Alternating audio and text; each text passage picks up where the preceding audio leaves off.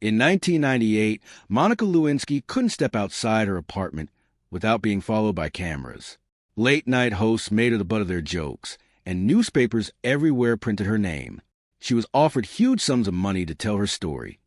One interview alone earned her $1 million, and her book deal was worth $500,000. But then something unexpected happened.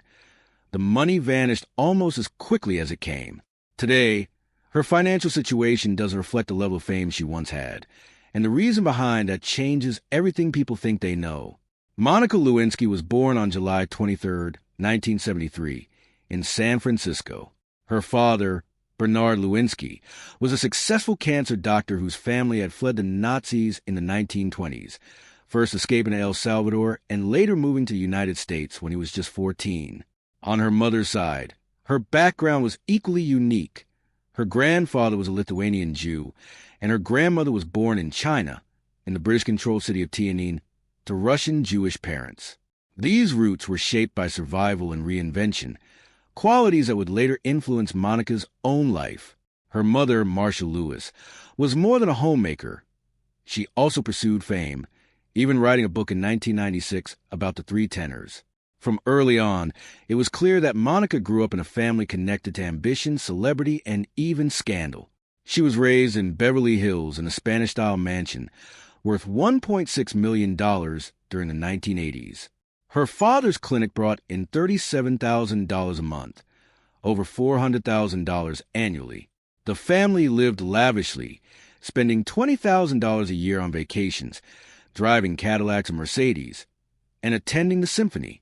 Monica's own expenses were unusually high for a teenager, including $720 a month for tennis lessons, $300 for a babysitter, and $100 just for her hair. She attended elite schools like Sinai Aqaba and later John Thomas Dye in Bear, where many of her classmates were children of Hollywood producers. For them, receiving luxury cars at 16 was normal. On the surface, it was a dream life, but behind closed doors, things were falling apart. When Monica was 14, everything changed. Her parents' marriage collapsed in 1987 in a bitter and hostile divorce. Her mother accused her father of infidelity, even claiming he bought expensive gifts for his mistress from Tiffany and Louis Vuitton. There were angry outbursts, and Monica recalled hearing her father shout insults like, "You're a moron." He even forbade the children from speaking at dinner. The emotional toll was heavy. Therapy bills alone reached $1,800 a month, with Monica's own sessions costing between $60 and $700. Years later, in a recorded moment, she admitted, "I was brought up with lies. I have lied my entire life." It wasn't just a broken home. It was an environment filled with emotional instability that left a lasting impact. She learned early how power, pain, and dishonesty could intertwine. At school, Monica turned to theater as an escape, joining a close-knit drama group where she found comfort. But tragedy struck when their drama teacher died by suicide, deeply affecting her. She eventually left Beverly Hills High and enrolled in Bear Prep, a costly school known for taking in troubled, wealthy students. Tuition was $12,000 a year, and the senior class had only 7 students, Monica being one of them. She immersed herself in choir, art, and drama, eventually becoming valedictorian.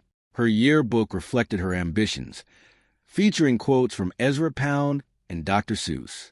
Her classmates believed she would one day become famous, and they were right, though not in the way anyone expected.